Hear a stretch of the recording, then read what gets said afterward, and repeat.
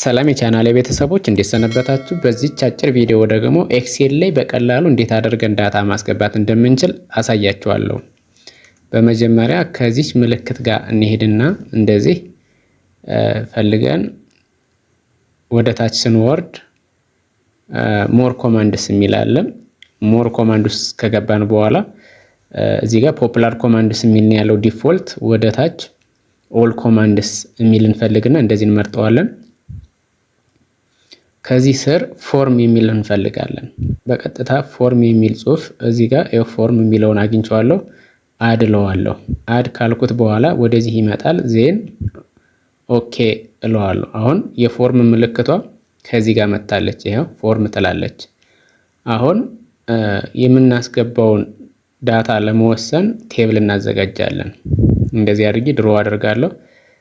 ኦኬ እዚህ ላይ ማስገባት የፈለኩት ኤስኤን ሰምቲንግ ማለት ይችላል። ኔም ሌላ ደግሞ አይዲ ይኑረው ካልኩ ማስገባው ዳታ ሴክስ ይኑረው ካልኩ በዚህ መልኩ ጽፋለሁ። እንደገና ደግሞ ሳላሪ ኢሜል የሚኖረው እየካሰብኩ ኢሜል። ይሄኛው ትርፍ ነው ላጥፈው ለጊዜው። ስለዚህ እናንተ ሌላ ካላችሁ ብዙ መጨመር ትችላላችሁ። አሁን ማኑዋሊ እዚህ ጋር ከምናስገባ ይልቅ በተሻለ መልኩ ፎርም ተጠቅመን ወደ ኤክሴል ዳታ ማስገባት እንችላለን እና እሱን ነው እያሳያችሁ ያለሁት። ከዚህ በኋላ ፎርማችንን ለመጠቀም ሴሌክት አደርጓለሁ። ኮለመናችንን እንደዚህ ይለኛል።